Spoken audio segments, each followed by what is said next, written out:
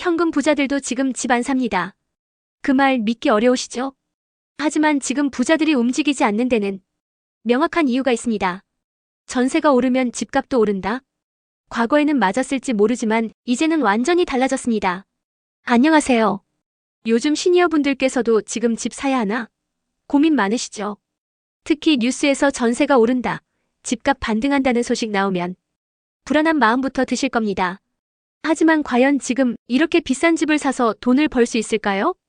심지어 현금 부자들도 안 산다고 선언하고 있습니다. 그 이유 지금부터 구조적으로 설명드리겠습니다. 현금 부자들이 집을 안 사는 이유.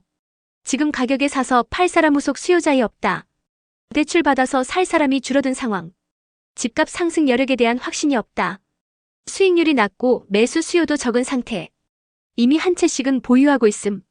추가 구입은 오히려 리스크. 전세가 오른다고 집값도 오를까? 과거 데이터상 집값이 전세가를 견인함. 전세가가 집값을 견인한 사례는 거의 없음.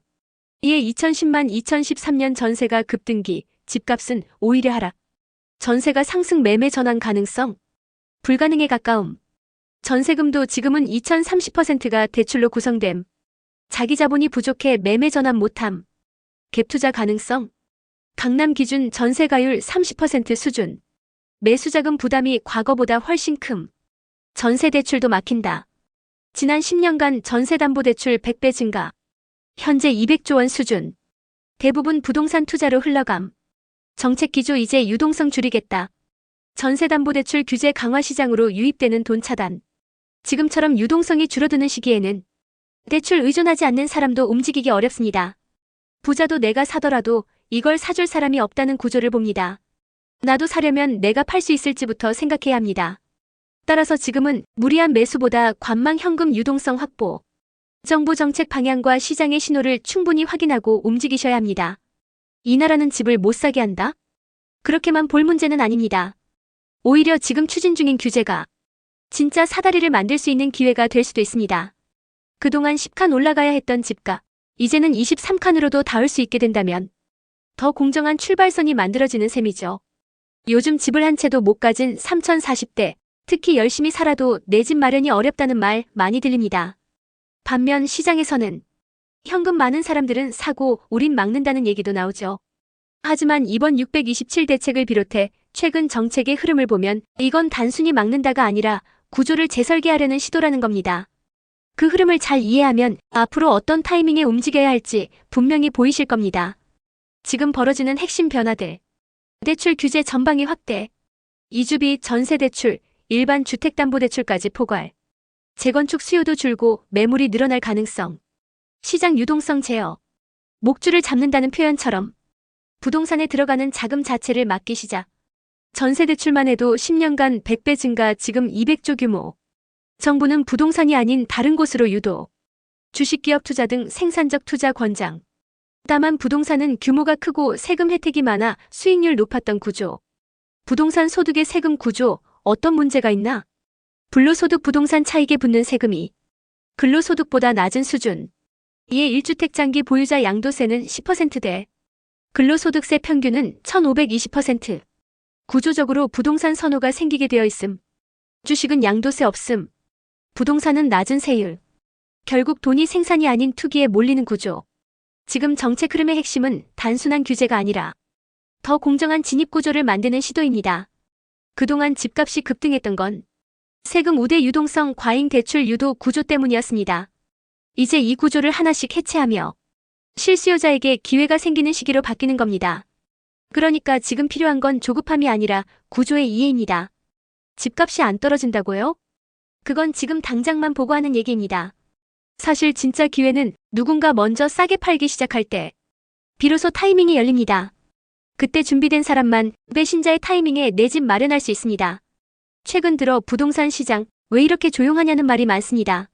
하지만 조용할수록 시장에는 흐름이 있습니다. 거래량이 줄고 매물이 조금씩 늘고 눈치 보던 집주인들이 하나둘 호가를 내리기 시작합니다. 그리고 이 흐름을 미리 아는 사람들은 집값이 바닥 찍을 때 움직입니다. 지금 부동산 시장의 하락 구조는 이렇게 움직입니다. 거래량 둔화, 매물 증가. 처음엔 거래만 줄고 가격은 거의 안 움직입니다. 시간이 지나면 집 안 사는 사람이 늘어 매물만 쌓입니다. 매물 누적 누군가 먼저 싸게 팝니다. 전세든 매매든 자금 사정 안 좋은 집주인이 먼저 호가를 낮춥니다. 이때부터 실제 하락 시그널이 발생합니다. 하락 시작 가격 많이 떨어진 집부터 거래 시작. 많이 오른 집이 많이 떨어지고 실거주 수요는 이때 움직입니다. 그럼 언제가 타이밍일까요? 매물 증가후가 하락 실거래가 낮아짐이 동시에 관측될 때 본격 하락 국면. 이 시기에 집중해야 할 것은 가격이 많이 떨어진 집. 그건 그만큼 많이 올랐고 충격도 크게 받은 거품이 빠진 집이기 때문입니다. 사용 가치와 가격이 가까워질수록 그 집은 더 이상 빠지지 않는 집이 됩니다. 강남 개발 얘기 들었을 때 땅 안 산 사람 많았습니다.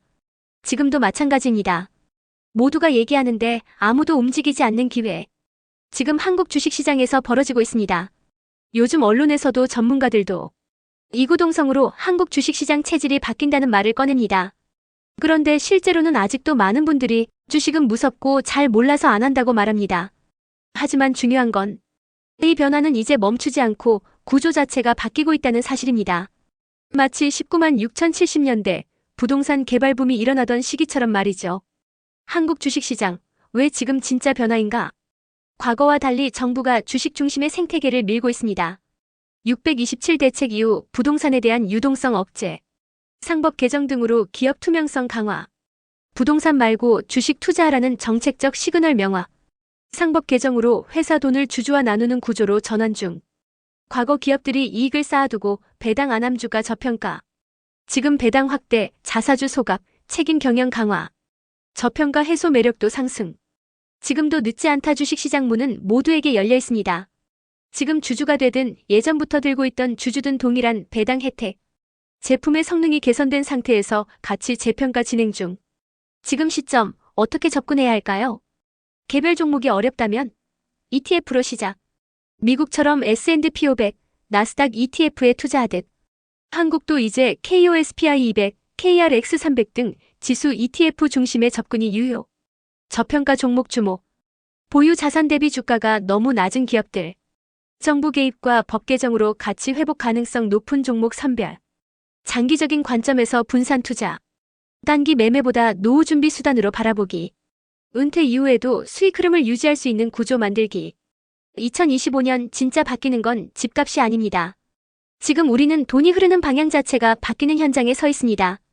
단순히 부동산 정책을 이해하려 했다가 결국 깨닫게 되는 건 금융 생태계 전체의 재편이라는 사실입니다. 그동안 우리는 자산을 불리는 방법, 돈을 굴리는 방향을 너무 오랫동안 하나의 관행처럼 생각해왔습니다. 부동산은 오르기만 한다. 노후 준비는 집 한 채면 된다. 주식은 리스크가 크고 불안하다는 생각들. 하지만 지금 이 순간 이런 믿음들이 크게 흔들리고 있습니다. 2025년 그 변화는 단순한 조정이 아니라 삶의 구조 자체를 다시 짜야 할 수준으로 다가옵니다. 지금 우리는 어떤 변화를 맞이하고 있는 걸까요? 금융의 중심축이 바뀌고 있습니다. 부동산 중심의 유동성이 주식과 디지털 자산으로 분산. 정부 정책도 부동산 억제 금융시장 활성화로 방향 전환. 자산 증식의 공식을 다시 써야 합니다. 관행적 사고 무조건 집을 사야 이긴다. 변화된 공식 돈이 흐르는 방향에 올라타야 한다. AI, 직업, 자산 삶 전반이 재정이 되는 시기입니다. 단순히 투자 방식이 아닌 삶의 구조, 직업의 기준, 노후 설계까지 다시 설계해야 할 시점. 지금 우리는 어떤 결정을 해야 할까요? 정책만 보는 게 아니라 판 전체를 봐야 합니다. 단일 규제보다 큰 그림 정부의 메시지, 돈의 흐름, 제도의 체질 변화. 부동산 정책은 표면, 핵심은 금융 중심축의 이동. 부동산 vs 주식 싸움이 아니라 균형의 재설계. 부동산은 안정자산, 주식은 성장자산. 한쪽에만 쏠리지 않고 시기별 위험도별로 재분배 필요. 관행에서 빠져나와야 진짜 변화가 보입니다. 그게 변하겠어? 이 말이야말로 지금 가장 위험한 생각. 지금은 그냥 정책이 하나 바뀌는 시점이 아닙니다. 돈의 판이 흔들리는 시기입니다. 정책 하나하나를 쫓기보다 이 흐름이 어디를 향하고 있는가를 먼저 보는 게 중요합니다. 마치 디지털이 아날로그를 대체했듯 지금은 금융의 체질 자체가 바뀌고 있는 시기입니다. 이걸 관행적으로 무시하면 불과 몇 개월 후에 엄청난 자산 격차로 돌아올 수도 있습니다. 혼란은 곧 기회입니다. 지금처럼 모든 것이 뒤섞이고 방향이 흔들릴 때 판을 먼저 읽는 사람이 가장 멀리 갑니다. 우리가 부동산 정책을 궁금해하며 시작한 이 대화는 결국 자산의 구조를 어떻게 바꿀 것인가라는 본질적 질문으로 이어졌습니다. 그게 진짜 바뀌겠어? 이 말 속에 멈춰버린 수많은 기회들. 이젠 그 벽을 넘을 때입니다. 2025년은 단순한 한 해가 아닙니다. 직업, 금융, 투자, 생존 방식까지 모두가 다시 짜여지는 삶의 재정의의 시기입니다. 지금 필요한 건 정보가 아니라 판을 읽고 방향을 잡고 실행하는 용기입니다. 흐름을 인정하고 흐름을 탈 준비가 되셨나요? 지금부터 바꾸면 앞으로 10년의 판이 달라질 수 있습니다. 오늘 영상이 지금 변화의 흐름을 읽는데 조금이라도 도움이 되셨다면 좋아요와 구독 부탁드립니다. 지금은 나 혼자만 알고 있기엔 너무 큰 변화가 오고 있으니까요.